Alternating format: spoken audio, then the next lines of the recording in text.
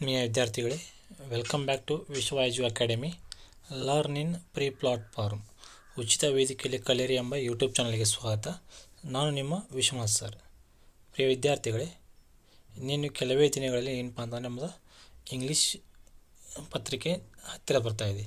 So ಆ English ಪೇಪರ್ನ ಯಾವ ರೀತಿ ನಾವು ಪೇಸ್ ಮಾಡಬೇಕು, ಅಂದರೆ ಯಾವ ರೀತಿ ಪತ್ರಿಕೆನ ಬಿಡಿಸಬೇಕು, ಯಾವ ರೀತಿ ಇರುತ್ತೆ, ಏನು ಅದರಲ್ಲಿ ಮತ್ತು ಯಾವ ರೀತಿ ಒಳ್ಳೆಯ ಅಂಕವನ್ನು ಪಡೆದುಕೊಳ್ಬೇಕು ಅನ್ನೋದನ್ನೇ ತಿಳಿಸ್ಕೊಡಲು ನಾನು ಈ ವಿಡಿಯೋನ ಮಾಡ್ತಾಯಿದ್ದೀನಿ.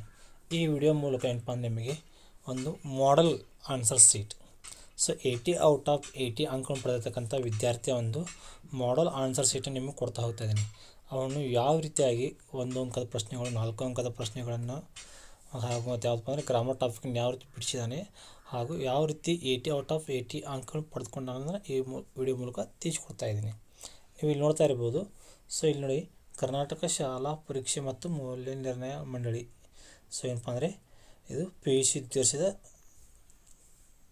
ಪತ್ರಿಕೆ ಆಗಿದೆ. ಸೊ ಇಲ್ಲಿ ನೋಡಿ, ಆ ವಿದ್ಯಾರ್ಥಿ ಯಾವ ರೀತಿಯಾಗಿ ಎಷ್ಟು ನೀಟಾಗಿ ಬರೆದಿದ್ದಾನೆ. ಸೊ ದಿನಾಂಕ, ಸೊ ಮತ್ತು ನೋಂದಣಿ ಸಂಖ್ಯೆ. ಸೊ ಇಲ್ಲಿ ನೋಡಿ, ಮಾಧ್ಯಮ ಇಂಗ್ಲೀಷು ವಿಷಯ ಸಂಕೇತ 2 ಇದೆ.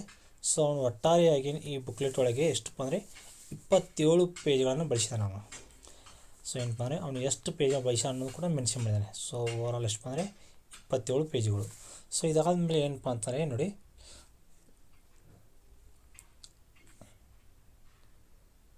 ಸೊ ಇಲ್ಲಿ ನೋಡಿ ವಿದ್ಯಾರ್ಥಿಗಳೇ, ಇಲ್ಲಿ ಅವನೇನಪ್ಪ ಅಂದರೆ ಮೌಲ್ಯಮಾಪಕರ ಉಪಯೋಗಕ್ಕಾಗಿ ಮಾತ್ರ ಅಂತಿದೆಯಲ್ಲ, ಇಲ್ಲಿ ನೋಡಿ ಅವನು ಯಾವ ರೀತಿ ಅಂಕಗಳನ್ನು ಪಡೆದುಕೊಂಡಿದ್ದಾನೆ ಅನ್ನೋದನ್ನೇ ಕೊಟ್ಟಿದ್ದಾರೆ ಅವರು.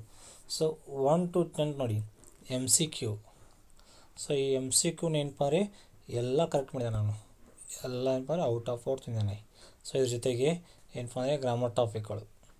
ಸೊ ಪ್ರತಿಯೊಂದು ಗ್ರಾಮರ್ ಟಾಪಿಕ್ಕನ್ನು ಯಾವ್ದು ಎಷ್ಟಿದೆ, ಪ್ರತಿಯೊಂದು ಗ್ರಾಮರ್ ಟಾಪಿಕ್ಕನ್ನು ಯಾವುದೂ ಕೂಡ ಎಲ್ಲಿ ಕೂಡ ಒಂದು ಮಾರ್ಕ್ಸನ್ನು ಕಳ್ಕೊಂಡಿಲ್ಲ ಅವನು. ಸೊ ಇಲ್ಲಿ ಓವರ್ಲಾಗಿ ಎಷ್ಟಪ್ಪ ಅಂದರೆ 80 ಔಟ್ ಆಫ್ 80 ಓನ್ಲಿ, ಅಂದರೆ 80ಕ್ಕೆ 80 ಅಂಕ ಕೊಯ್ದಾನೆ ನಾನು.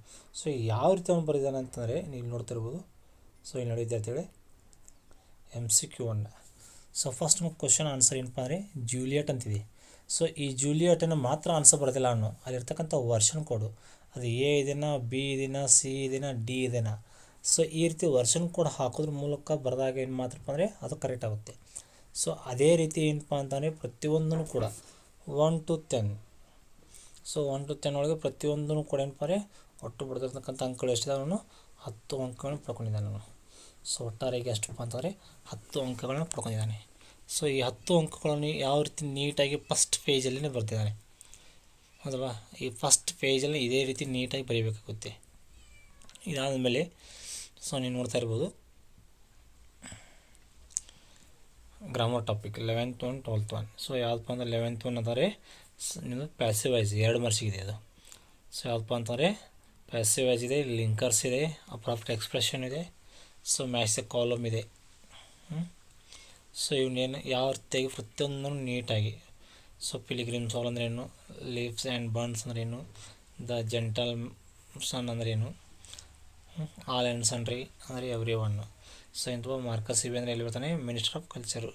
ಸೊ ಇವೆಲ್ಲ ಪ್ರತಿಯೊಂದನ್ನು ಕೂಡ ಮ್ಯಾಚ್ ದ ಕಾಲಮನ್ನು ಯಾವ ರೀತಿ ನೀಟಾಗಿ ಬರೀತಾನೆ. ಮತ್ತು ಗ್ರಾಮರ್ ಟಾಪಿಕ್ ನೋಡಿ, ಫಿಲ್ ಇನ್ ದ ಬ್ಲ್ಯಾಂಕ್ಸ್ ಇರುತ್ತಲ್ಲ ಅದನ್ನು ಬರೆದು ಅದಕ್ಕೆ ಏನಪ್ಪ ಅಂದರೆ ಅಂಡರ್ಲೈನ್ ಮಾಡಿದೆ ನಾನು.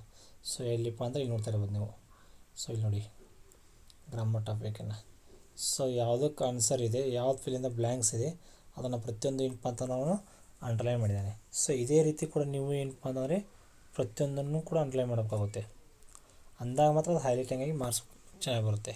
ಸೊ ಇದಾದಮೇಲೆ 4 ಮಾರ್ಕ್ಸ್ ಕ್ವಶನ್ಸ್. ಸೊ ಇದಾದಮೇಲೆ ಯಾವುದಪ್ಪ ಅಂತಾರೆ ನಿಮಗೆ 4 ಮಾರ್ಕ್ಸ್ ಕ್ವಶನ್ ಬರುತ್ತೆ. ಈ 4 ಮಾರ್ಕ್ಸ್ ಕ್ವಶನ್ ಬರುತ್ತೆ. ಈ 4 ಮಾರ್ಕ್ಸ್ ಕ್ವಶನ್ ನಾವು ನೀವು ಯಾವ ರೀತಿ ಎಕ್ಸ್ಪ್ಲೇನ್ ಮಾಡಿದ್ದಾನೆ, ಯಾವ ರೀತಿ ಬರೀಬೇಕು. ಸೊ 24th 6th ಬರೆದ ನಾನು. ಸೊ ಇಲ್ಲಿ ನೋಡಿ, ಈ ಪೊಯಮ್ನ ಯಾವುದಪ್ಪ ಅಂತಂದರೆ ಇದು ದ ವಾಟರ್ ಪೊಯಮ್. ಯಾರಪ್ಪ, ಚಲ್ಲಾಪಿಲ್ಲಿ ಸ್ವರಪ್ರಾಣಿ ಬರತಕ್ಕಂಥ ಈ ಪೊಯಮ್ ಬಗ್ಗೆ ಅಲ್ಲಿರ್ತಕ್ಕಂಥ social discrimination of society. So ಅಲ್ಲಿರ್ತಕ್ಕಂಥ ಸಮಾಜದಲ್ಲಿರ್ತಕ್ಕಂಥ ಈ ಡಿಸ್ಕ್ರಿಮಿನೇಷನ್ನ ಅದಕ್ಕೊಂದು ವಿಟ್ನೆಸ್ ಆಗಿ ಯಾವುದಪ್ಪ ಅಂದರೆ ವಾಟರನ್ನು ಯೂಸ್ ಮಾಡಿದ್ದಾರೆ ಅವರು. ಸೊ ಆ ವಾಟರನ್ನು ಯೂಸ್ ಮಾಡ್ಕೊಂಡು ಅವ್ರು ಯಾವ ರೀತಿ ಎಕ್ಸ್ಪ್ಲೇನ್ ಮಾಡಿದ್ದಾರೆ ಅನ್ನೋದನ್ನು ಪ್ರತಿಯೊಂದು ಬರೆದು ಸೊ ಪ್ರತಿಯೊಂದು ಲೈನ್ಗೂ ಅಂಡರ್ಲೈನ್ ಮಾಡಿದ್ದಾನೆ. ಸೊ ಈ ರೀತಿ ಅಂಡರ್ಲೈನ್ ಮಾಡೋದ್ರಿಂದ ಏನಪ್ಪ ಅಂದರೆ ಆನ್ಸರ್ ಹೈಲೈಟಿಂಗ್ ಆಗುತ್ತೆ. ಸೊ ಹೈಲೈಟಿಂಗ್ ಆದಾಗ ನಿಮಗೆ ಏನಪ್ಪ ಅಂದರೆ 2 ಅಂಕ 4 ಅಂಕ ಇದ್ದರೆ 4 ಅಂಕ ಡೆಫಿನೆಟಾಗಿ ಸಿಗುತ್ತೆ ನಿಮಗೆ. ಇಲ್ಲಿ ನೋಡಿ, ಸೊ ನೋಡಿ ಇದು ವಾಟರ್ ಫ್ರೇಮ್ನ 6 ಅಂಕಕ್ಕಿದೆ ಇದು. ಸೊ ಇದು ನಿಮಗೆ 6 ಅಂಕ ತಂದಿದೆ. ನಾನು ಸಮರಿನ ನೀವೇನಪ್ಪ ಸಮರಿ ಮಾತ್ರ ಬರಿಬಾರ್ದು, ಅಲ್ಲಿ ಪ್ರತಿಯೊಂದು ಕಂಟೆಂಟನ್ನು ಬರೋದು ಅದಕ್ಕೆ ಅಂಡರ್ಲೈನ್ ಮಾಡಬೇಕಾಗುತ್ತೆ. ಪ್ರತಿಯೊಂದು ಇನ್ಸಿಡೆಂಟನ್ನು ಕರ್ಮಚಾರಿ ಸೋತ್ರ ಒಂದು ಏನಪ್ಪ ಅಂದರೆ ರೈಸ್ ಆರ್ ವಾಟರ್ ಫಾಟ್ ಅಗೇನೆಸ್ಟ್ ಕಮ್ಮ ಲ್ಯಾಂಡ್ ಲಾರ್ಡ್. ಸೊ ಈ ರೀತಿ ಇದ್ದಂಥ ಕೀ ಪಾಯಿಂಟ್ಸ್ ಏನಪ್ಪ ನೀವು ಅಂಡರ್ಲೈನ್ ಮಾಡಬೇಕಾಗುತ್ತೆ. ಸೊ ಇದಾದಮೇಲೆ ನೆಕ್ಸ್ಟ್ ಬರ್ತಕ್ಕಂಥದ್ದು ಯಾವಪ್ಪ ಅಂತ ನಿಮಗೆ ಇಲ್ಲಿ 4 ಮಾರ್ಕ್ಸ್ ಕ್ವಶನ್ ಬರ್ತವೆ. ಸೊ 4 ಮಾರ್ಕ್ಸ್ ಕ್ವಶನ್ ಯಾವ ರೀತಿ ಬರ್ತಿದೆ ನೋಡಿ, ನೀಟಾಗಿ ಪ್ರತಿಯೊಂದನ್ನು ಕೂಡ ಏನಪ್ಪ ಅಂದರೆ ಅಂಡರ್ಲೈನ್ ಮಾಡಿದ್ದಾನೆ. ಅದು ಮೇನ್ ಥಿಂಗ್ ನಾನು ಪದೇ ಹೇಳ್ತಾ ಇರ್ತೀನಿ. ಸೊ ಏನಪ್ಪ ನೀವು ಏನು ಬರ್ತಿರ್ತಾರಲ್ಲ 3 marks and 4 marks question answer, so ಅಲ್ಲಿರ್ತಕ್ಕಂಥ ಕೀ ಪಾಯಿಂಟ್ಸನ್ನು ಮೇನ್ ಪಾಯಿಂಟ್ಸನ್ನು ಅಂಡರ್ಲೈನ್ ಮಾಡಲೇಬೇಕಾಗುತ್ತೆ. ಆವಾಗ ಮಾತ್ರ ಏನಪ್ಪ ಆನ್ಸರ್ ಹೈಲೈಟಿಂಗ್ ಆಗುತ್ತೆ. ಸೊ ಅದರಿಂದ ಏನಪ್ಪ ನೀವು ಒಳ್ಳೆಯ ಅಂಕ ಪಡ್ಕೋಬೋದು. ಸೊ ಇವೆಲ್ಲ 4 ಅಂಕದ ಪ್ರಶ್ನೆಗಳಾದರೆ ನೋಡಿ, ಇಲ್ಲಿ ಪ್ರತಿಯೊಂದನ್ನು ಕೂಡ ಏನಪ್ಪ ಅಂತಂದ್ರೆ ಅವನು ನೀಟಾಗಿ ಬರೆದಾನೆ.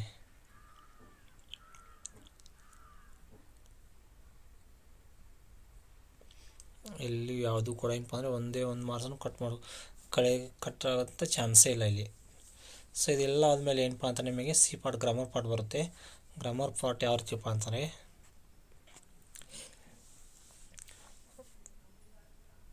ಸೊ ಫೋರ್ತ್ ಪಾರ್ಟ್ ಸಿ ಅಲ್ಲಿರ್ತಕ್ಕಂಥ ರೋಮನಿಗೆ ಫೋರ್ತ್ ಬರ್ತಕ್ಕಂಥದ್ದು ಮೇನ್ ಏನಪ್ಪ ಅಂದರೆ ರೀಡ್ ದ ಪ್ಯಾಸೇಜ್. ಈ ರೀಡ್ ದ ಪ್ಯಾಸೇಜ್ಗೆ ಎಷ್ಟು ಆದರೆ ಓವರ್ಲ 10 ಇರ್ತಾವೆ.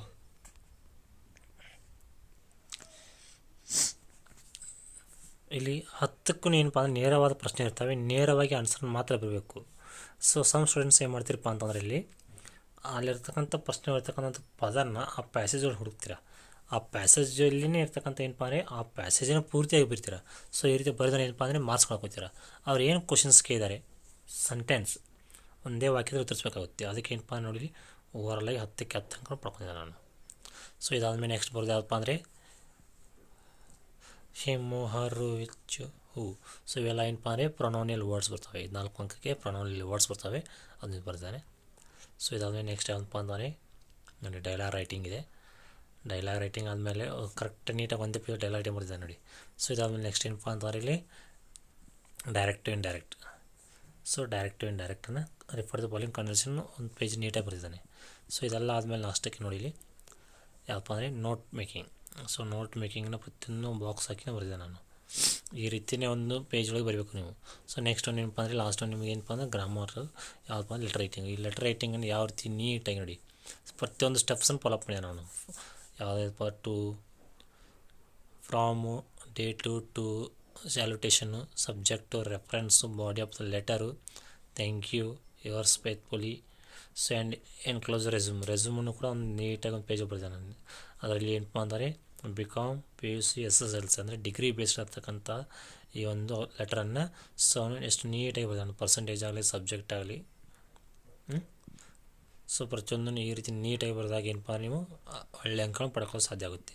ಸೊ ಇದೊಂದು ಏನಪ್ಪ ನಿಮಗೆ ವಿದ್ಯಾರ್ಥಿಗಳಿಗೆ ಒಂದು ಮಾಡೆಲ್ ಒಂದು ಆನ್ಸರ್ ಸೀಟ್ ಆಗಿದೆ. ಈ ರೀತಿ ನೀವು ಬರೆದಾಗ ಮಾತ್ರ ಏನಪ್ಪ ಅಂತಾರೆ ಒಳ್ಳೆಯ ಅಂಕಗಳನ್ನು ಪಡ್ಕೊಳ್ಳೋ ಸಾಧ್ಯ ಆಗುತ್ತೆ. ಮುಂದಿನ ವಿಡಿಯೋದಲ್ಲಿ ಏನಪ್ಪ ಅಂದರೆ ಮತ್ತೆ ಇನ್ನೊಂದು ಬೇರೆ ಗ್ರಾಮರ್ ಟಾಪಿಕ್ ಒಂದಿಗೆ ಸಿಗೋಣ. Thanks for watching.